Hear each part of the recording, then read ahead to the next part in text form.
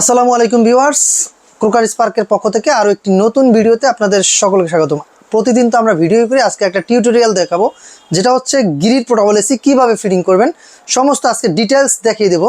কারণ অনেকে আমাদের কাছে রিকোয়েস্ট করতেছেন যে আপনার পোর্টেবল এসি কীভাবে ফিটিং করতে হয়। আজকে আপনাদের আমরা একবারে প্র্যাকটিক্যালি দেখিয়ে দেবো যে কীভাবে আপনারা গিরির পোর্টেবল এসি ফিটিং করবেন। সেক্ষেত্রে আজকে আমি যে অ্যাক্সেসরিজ রাখছি দেখেন, এখানে কিন্তু এই যে গিরির পোর্টেবল এসি ফিটিং করার জন্য প্রথমে তো এই যে অপশনটা, এটা হচ্ছে আউটডোর অপশন। এখান দিয়ে গরম বাতাসটা বের হবে। এই গরম বাতাসটা বের হবে কিসের মাধ্যমে? এই যে আমাদের কাছে একটা হুইস পাইপ আছে, এই হুইস পাইপের মাধ্যমে। তারপর আমরা দেখেন এখানে কিন্তু আরও কি রয়েছে, এখানে স্লাইড রয়েছে। এখানে আমাদের কাছে 3টা স্লাইড রয়েছে। আমি আগেই বলে রাখি যে এটা কিন্তু গিরি কোম্পানির পোর্টেবল এসির সাথে থাকে না, এটা আলাদাভাবে কিনে নিতে হবে। সেক্ষেত্রে আপনারা আমাদের কাছ থেকে এরকম স্লাইড পেয়ে যাবেন, কারণ মিডিয়া পোর্টেবল এসির সাথে এগুলো থাকে কিন্তু গিরির সাথে থাকে না। আমরা আলাদাভাবে এটা আপনাকে দেখাচ্ছি। দেখেন এটা হচ্ছে উইন্ডো স্লাইড। এই যে আপনার গরম বাতাসটা যে বের করবেন, এটা হচ্ছে উইন্ডো স্লাইড। এই স্লাইডটা কীভাবে ফিটিং করবেন আমি আপনাকে দেখাচ্ছি। দেখেন কি থাকতেছে। এই যে এখন আপনার ইয়ার দূরত্ব অনুযায়ী কিভাবে ফিটিং করবেন, এই যে এটা দেখেন স্লাইডটা এভাবে ভাগ করে থাকবে, 3টা ভাগে ভাগ থাকবে। এইটা এভাবে শুধু এই যে লকের ভিতরে দিয়ে দিলেই লেগে গেল। তারপর এটা লক করবেন কিভাবে, এভাবে একটা চাবি থাকবে। এই চাবিটা আমি এখান দিয়ে এইখানে দিতে আসি।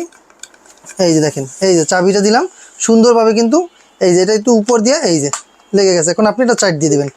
এটা কিন্তু টাইট দিয়ে দিলে এটা ফিক্সড হয়ে যাবে, এটা কিন্তু আর নড়বে না। এই দেখেন আমি ফিক্সড করে দিচ্ছি, বাস ছেড়ে দিলাম। এখন কিন্তু এটা ফিক্সড হয়ে গেছে, এটা কিন্তু আর নড়বে না। আর এটাই যদি এতটুকু যদি হয়ে যায় তো হয়ে গেল। আর যদি না হয় সেম সিস্টেমে আপনি এটা আবার এটার মাথার সাথে এটার সাথে অ্যাডজাস্ট করে নিতে পারবেন। এটা দূরত্ব অনুযায়ী, এটা আমি দেখালাম না, কারণ এটা হচ্ছে আপনি এভাবে করে কিন্তু আপনার এটার মাথার সাথে কিন্তু আপনি নিতে পারবেন। দেখেন আমি তারপরও এটা লাগাই দিচ্ছি, সিমটার মতো লাগাইতে পারবেন। হ্যাঁ, এই যে যেমন এভাবে এটা ঘুরে লাগাই দিচ্ছি। হ্যাঁ, এটা ঠিক আছে। এই দেখেন এটা কিন্তু এই যে এভাবে করে জাস্ট আবার এরকম একটা চাবি আছে মাথা থেকে, এই যে চাবিটা দিয়ে দিলাম। এই যে দেখেন এখানে এই যে লেগে গেছে। হ্যাঁ, এখন আপনি এটা টাইট দিবেন, বাস আপনার কাজ শেষ। এখন এই যে স্লাইডটা আছে, তারপরে এরকম একটা থাকবে যেটা হচ্ছে আপনার এই ফাঁকাটায় বসবে। এই দেখেন এই যে আমি দিয়ে দিচ্ছি, এখানে কিন্তু লক আছে। হ্যাঁ, এই যে চাপ দিলেই সুন্দরভাবে লেগে যাচ্ছে। এটা এভাবে লাগিয়ে দিবেন। তারপর এই যে এই দুইটার কাজ কি, এই দুইটা হচ্ছে দেখেন এখানে কিন্তু আপনার যে জানালার উপরের সাইডে থাকবে, শুধু খাটে এখানে বসে যাবে। যেমন আপনি এখানে এই যে দেখেন, এই যে এখানে লাগিয়ে দিচ্ছি। এই দেখেন এখানে কিন্তু চাপ দিলে কিন্তু লেগে যাবে।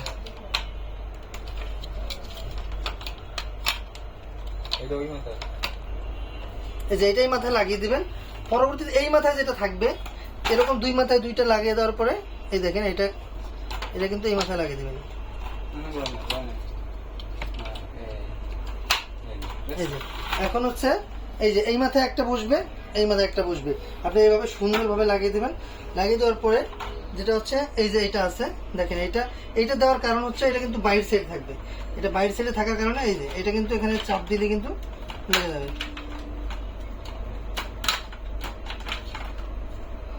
দুইটা থাকবে, দুইটা আমি দেখা দিচ্ছি।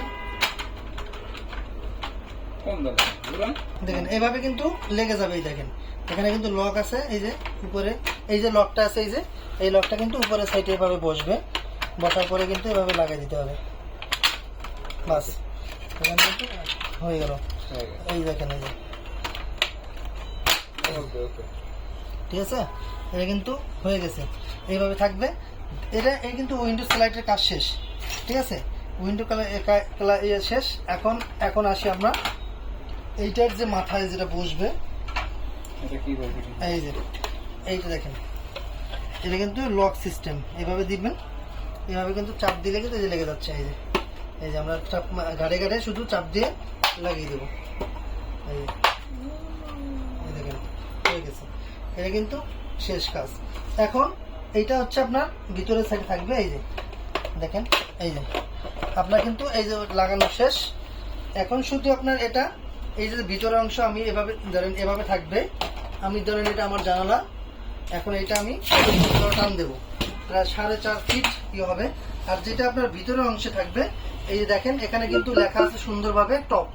এখানে কিন্তু টপ লেখা আছে। এই টপ অপশনটা হচ্ছে উপরে থাকবে, যেটা হচ্ছে আমি এখানে মেশিনের সাথে সেট করে দেবো। এই যে মেশিনে ঘাট আছে, ঘাটে আমি বসাই দেবো। এই দেখেন বাস লেগে গেল। এক ঘাট আমি এটার মাথায় লাগাবো। এই দেখেন, অথবা আমি আগে লাগাই নিতে পারি, তাহলে আমার জন্য ভালো হবে। যেন এটা আমি সুন্দরভাবে আগে লাগাই নিই। এই দেখেন, এই মাথাটা এটা কিন্তু এটার সাথে লাগবে। মাথাটা কিন্তু লাগানো শেষ। এখন আমার কাছে যেটা টপ সাইড আছে, এই যে এখানে লেখা আছে টপ, এই টপটা আমি এই মাথায় দিয়ে দেবো। এই যে ঘাট আছে, ঘাটে সুন্দরভাবে বসিয়ে দেবো। বসে গেছে। এখানে একটা লক আছে, এখন এটা কিন্তু টানলেও উঠবে না। এই লকটা আপনি চাপ দিলে তখন এটা খুলতে পারবেন। আর একটা অপশন হচ্ছে এই যে এটা, এখন এইটা আমি শুধু আমার এখানে সুন্দরভাবে বসিয়ে দেবো। এই দেখেন, এটা লাগিয়ে দিলাম। এটাও চাইলে আপনি আগে লাগাই নিতে পারেন। এই যে শুধু বাতাসটা বের করার জন্য এই যে আমার শুধু এটা দিয়ে দেবো। এই দেখেন, হয়ে গেছে। এইভাবে করে আপনি এই ধরেন এটা জানালা দিয়ে শুধু এইভাবে কানেকশনটা দিয়ে দিবেন, আপনার কাজ টোটাল কমপ্লিট। তারপরে আছে যদি আপনারা দেখেন যে এই যে পানির পাইপ, এখানে যে ড্রেন লাইন রয়েছে, ড্রেন লাইনের কাজটা কি, কেমনে কি আপনি এটা ফিটিং করবেন সেটাও দেখিয়ে দিচ্ছি। দেখেন, এইভাবে ছোট কিন্তু একটা পাইপ থাকবে, যেটা ড্রেন লাইন পাইপ। এই যে দেখেন, আমি পাইপটা দেখাচ্ছি একটু। এই যে এরকম একটা পাইপ থাকবে, ছোট একটা পাইপ। তারপরে হচ্ছে একটা কনভার্টার থাকবে। এই যে কনভার্টারটা বের করলাম। দেখেন, এই যে একটু ক্লোজ দেখাবেন। এই যেটা, এটা কিন্তু পানির লাইন। এই যেটা পানির লাইন, এটা আমি খুলে দেবো, খুলে এটা ফেলে দেবো। এখানে আমি এই লাইনটা লাগিয়ে নেব।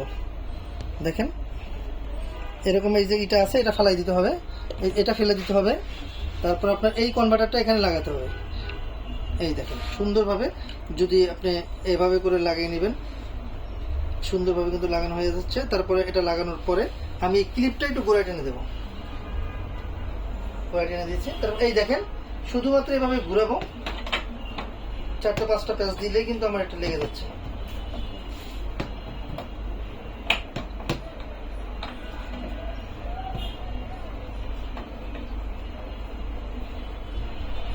এই দেখেন, আমার কিন্তু কাজ শেষ।